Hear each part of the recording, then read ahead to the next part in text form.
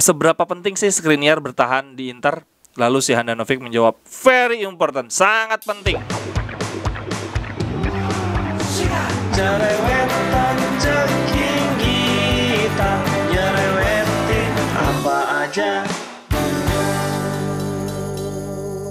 Teman-teman, saat ini kalian sedang menyaksikan Cerewetin Inter. Apa kabar teman-teman semua? Semoga dalam keadaan sehat. Hari ini gue mau bacain interview eksklusif antara La Gazzetta dello Sport dengan Handanovic. Untuk statement yang pertama, Handanovic mengatakan, bagi saya menjadi bagian dari Inter sejak 2011-2012 merupakan sebuah kehormatan, tanggung jawab, dan juga identitas. Kalau saya bisa bertahan sejauh ini dengan durasi selama ini, itu berarti saya memang merasakan hal baik di sini. Saya merasa nyaman dan ada pertumbuhan yang continuous growth, itu pertumbuhan yang berkelanjutan, baik bagi diri saya sendiri maupun bagi klub. Kemudian ditanya juga tentang Lukaku, apakah Anda terkejut Lukaku balik? Kemudian si Handanovic menjawab, tidak. Saya melihat sendiri apa yang terjadi dengannya di Chelsea. Saya mendengarkan interview yang sangat terkenal itu, sangat membuat heboh itu. Isinya tentang kesedihan dan nostalgia. Satu hal yang pasti, dressing room kami adalah dressing room yang sehat, bahagia, dan positif. Kita memang seringkali membuat keputusan dengan mendasari hal-hal ekonomi. Tetapi pada akhirnya perasaan diperlakukan dengan baik, perasaan nyamanlah yang akan mengambil alih itu semua. Kalau kamu merasakan nyaman dengan sebuah klub, itu adalah hal yang normal, kamu ingin balik lagi ke klub lama kamu. If you are feeling well at the club, it's normal that you want to go back gitu. Jadi dia bilang ya, si Lukaku, dia bilang bahwa ruang ganti Inter itu sangat sehat, ceria, dan positif. Jadi dia juga melihat wajar, seringkali memang kita hidup mengambil keputusan dengan mempertimbangkan hal ekonomi, nyindir si Lukaku tuh. Tetapi akhirnya yang membuat kita nyaman, membuat kita kembali adalah tempat-tempat yang memperlakukan kita dengan sangat baik. Kemudian Handanovic juga ditanya, kamu sebagai kapten mengatakan apa ke Lukaku? Dia bilang, si Handanovic jawab, tidak, saya tidak mengatakan apa-apa. Saya beberapa kali mengolok-olok dia, membercandakan dia, dan saya melihat dia tetap menjadi orang yang Lukaku yang dulu, yang selalu marah kalau kalah di training match. Kemudian he is the same person as before. Dia masih orang yang sama dengan orang yang dulu.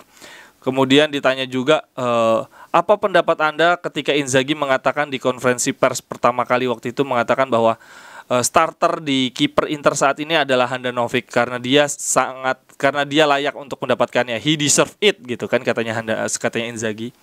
Kemudian Handanovic menjawab, itu adalah haknya dia sebagai pelatih untuk membuat keputusan. Relasi kami sebagai kapten dan pelatih sangat baik.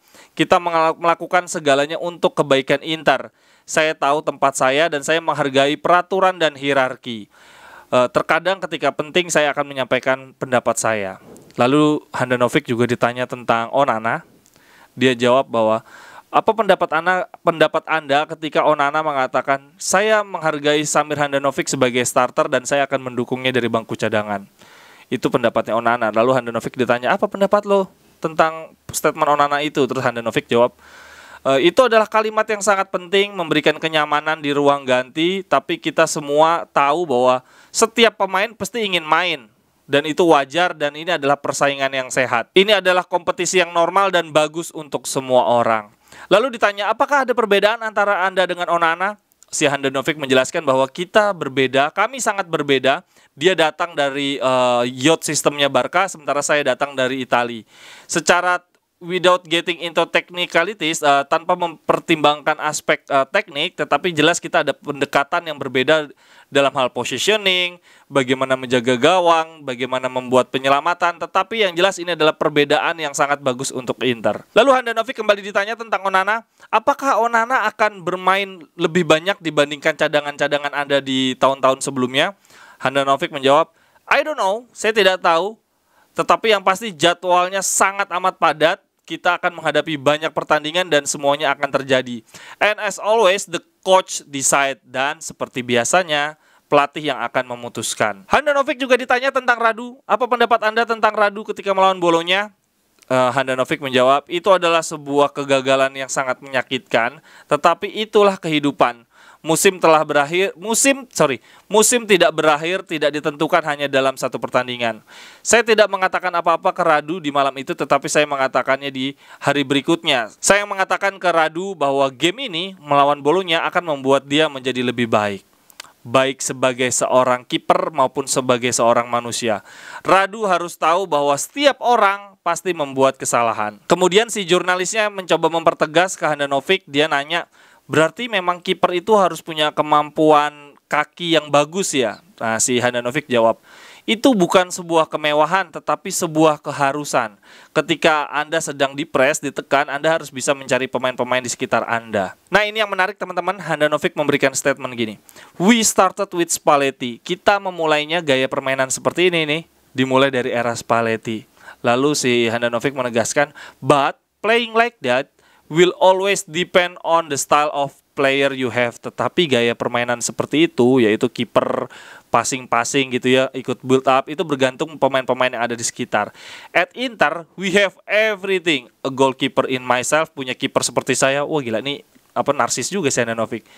Di Inter kita punya semuanya, ada kiper seperti saya, ada Brozovic, there are also 2 center back in Bastoni and Skriniar who expand to the outline quickly. This is essential. Jadi ternyata menurut Handanovic salah satu yang paling krusial tuh bukan cuma Brozovic, tapi punya 2 center back yang selalu bergerak melebar sangat cepat, itu esensial. Gara-gara si Handanovic nyinggung-nyinggung soal back, jurnalisnya kemudian ngelanjutin nih tentang Skriniar.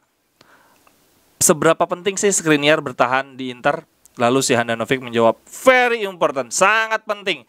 Untuk saya ini adalah hal esensial dia bertahan bersama kami. We cannot lose any more pieces. Kita tidak bisa terus-terusan kehilangan kepingan-kepingan. Saya melihat dia sangat tenang dan damai di Appiano. Lalu Handanovic juga ditanya tentang selebrasi Milan untuk perayaan Scudetto. Si Handanovic menjawab bahwa setiap orang punya gayanya sendiri dalam melakukan selebrasi, tetapi saya tidak melihatnya. Saya waktu itu sudah kembali ke rumah. Pertanyaan terakhir, Handanovic ditanya satu orang paling penting untuk kamu di beberapa tahun terakhir. Si Handanovic menjawab, his name is Luka. Dia seorang warehouse worker. Warehouse worker tuh pekerja gudang gitu ya. Dia selalu menunggu kita dengan cup of coffee, dengan secangkir kopi. In the 7 days, he is always there. Di masa-masa sulit, dia juga selalu ada di sana dengan senyuman. Itu aja teman-teman, hari ini gue cuma mau bacain interview Handanovic dengan La Gazzetta dello Sport. Silahkan komennya apakah setuju dengan pendapat dari Handanovic bahwa yang paling penting dari gaya permainan kiper saat ini, build up di Inter adalah karena ada dia yang memang jago, tetapi ditopang oleh Brozovic dan 2 center back Bastoni dan Skriniar yang bergerak melebar sangat cepat. Tapi kalau dipikir-pikir, betul juga sih, ketika build up kan itu 2 center back yang lebar, Brozovic masuk. Nah udah, Handanovic tinggal milih 3 pemain itu. Gue sih sangat berharap Handanovic musim depan jangan terlalu banyak melongo dan lebih banyak memberikan menit bermain untuk Onana, banyak ngasih mentoring gitu ya, biar cepat berkembang lah. Ini usianya udah tua banget, gue nggak tahu sampai kapan Handanovic bisa bermain di level tertinggi. Sampai ketemu di coretan-coretan berikutnya. Bye bye, thank you.